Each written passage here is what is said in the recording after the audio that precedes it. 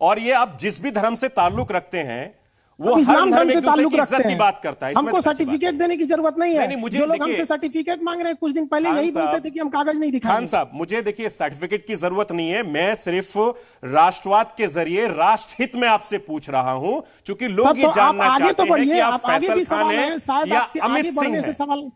जी, आप सवाल में आगे तो बढ़िए। आप मैं तभी तो बढ़ूंगा। अरे दोस्त, जब आप मुझे जवाब देंगे मैं तभी आगे बढ़ूंगा। जी, और आप आगे बढ़ते जाइए, हम देते जाएंगे। और पहले इसका तो जवाब दे दीजिए, तभी तो आप इसको छोड़िए। इसको लास्ट के लिए तो रहने दीजिए ना। आप एकदम हिट पे बैठे हुए। देखिए आप ये चीज समझिए कि आप देश के एक बहुत बड़े शो के साथ रात 9 बजे में जुड़े हुए हैं, और हम इसीलिए कह रहे हैं क्योंकि जो आपके फॉलोअर्स हैं, चाहे वो सोशल मीडिया के जरिए हो या दूसरे तरीके से जरिए हो, क्योंकि देश और दुनिया इस वक्त आपको देख रही है। आप जी हिंदुस्तान पर हैं, आप नेशनल टेलीविजन पर हैं, प्राइम टाइम शो में हैं। मैं सिर्फ आपके कंफ्यूजन को दूर करने के लिए आपको टाइम दिया है, वरना इस शो के अंदर हम किसी नेता को या किसी अभिनेता को हम जगह नहीं देते हैं। आपकी बात हम सराखों पे रखते हैं। लोग हमें जो कहते हैं, देखिए हमारे 2 नाम फेमस हैं जो आप बता रहे हैं कि एक अमित सिंह, एक फैजल खान। हाँ, तो देखिए अमित सिंह तो एकदम गलत है। ठीक है, समझदार के लिए इशारा काफी होता है। आप नेशनल चैनल पे बैठे, अब इतना तो इसका मतलब आप फैसल खान हैं। ठीक है, आप चलिए आगे फैसल भाई, अस्सलाम वालेकुम। वालेकुम अस्सलाम व रहमतुल्लाहि व बरकातहू। रोजे का वक्त गुजरा है तो जाहिर बात है कि आपने रोजे भी रखे होंगे। जरूर। चलिए माशाल्लाह। हम आपको बताते हैं, मेरे क्लास में जो बच्चे पढ़ते थे वो खजूर लाके हमें देते थे रोजा खोलने के लिए। क्लास में जब पढ़ाते थे तो कहते थे सर आप रोजा खोल लीजिए। बिल्कुल, बहुत अच्छी बात। और हमारे ऑफिस में भी, चूंकि आप जानते हैं कि मैं मुस्लिम हूं, हाजी नमाजी आदमी हूं, मैं भी यहां खजूर लाता हूं, मेरे तमाम सहयोगी खाते हैं। तो ये हमारे भारत की संस्कृति है।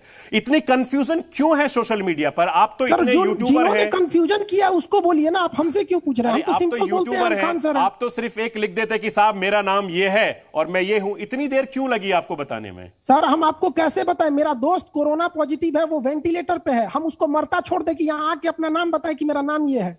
मरते छोड़ दे उसको। वेंटिलेटर पे उसकी सांसें नहीं मिल पा रही है। ठीक है, उसका ऑक्सीजन लेवल 60 गया है। हम बिल्कुल फैसल भाई मैं उम्मीद करता हूं कि आपके दोस्त ठीक है, उनको ठीक है। आप मुझे होंगे, आप बताइए। हम कोरोना लोग मर रहे हैं, किसी को ये नहीं समझ में आ रहा है कि उसको कोई प्रॉब्लम नहीं फैसल भाई, मेरा पहला अब हम बातचीत शुरू करते हैं। मेरा पहला सवाल यह है कि लगातार आप देश की बात करते हैं, बच्चों को अच्छी शिक्षा देते हैं, लेकिन कुछ मुट्ठी भर लोग आपकी खिलाफत क्यों करते हैं? उनको देश से मतलब नहीं है। हमने जो ये खिलाफत करते हैं, आप उनके मुद्दों को बताइए कि उनको किस बात का तकलीफ है। हम सबको खुश नहीं ना रख सकते हैं। हमारे लिए जो देश होगा हम वही करेंगे। अब कोई हमारे मुंह से कोई खास चीज सुनना चाहता है, अब जैसे इजराइल फिलिस्तीन है, अब कोई सोचेगा कि खान सर फिलिस्तीन के लिए बोलेंगे, कोई सोचेगा खान सर इजराइल के लिए बोलेंगे। अब हम तो देश के लिए बोलेंगे।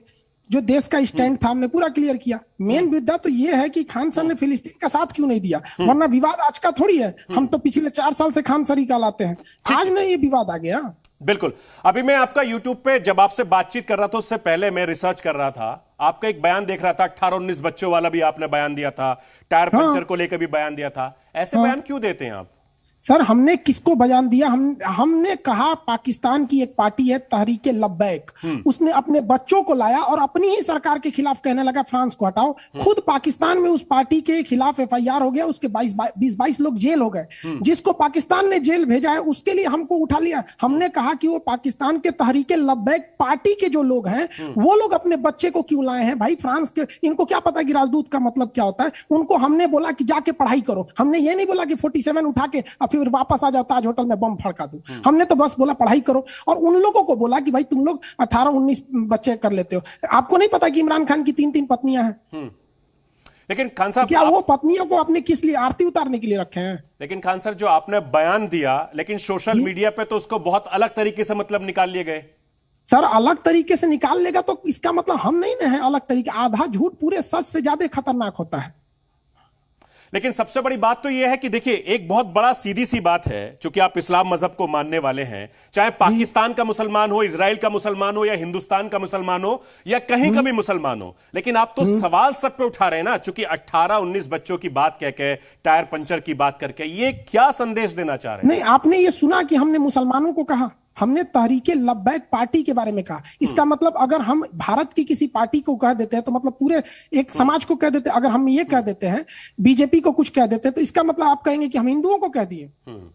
तो इसका मतलब मैं ये समझूं, इसका मतलब खान सर मैं ये समझूं कि कुछ कट्टरपंथी आपके खिलाफ हो गए हैं? सर ये लोग खिलाफ बहुत पहले से थे।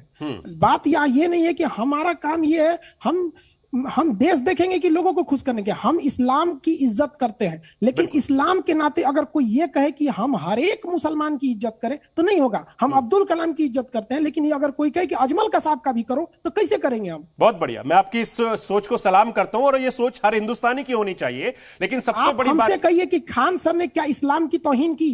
हम आज भी कुरान, रोजा, अल्लाह, रसूल हर चीज पर अकीदा रखते हैं, उनकी पूरी इज्जत करते हैं। लेकिन हम ये नहीं कि इस्लाम और मुसलमान में बहुत का अंतर होता है।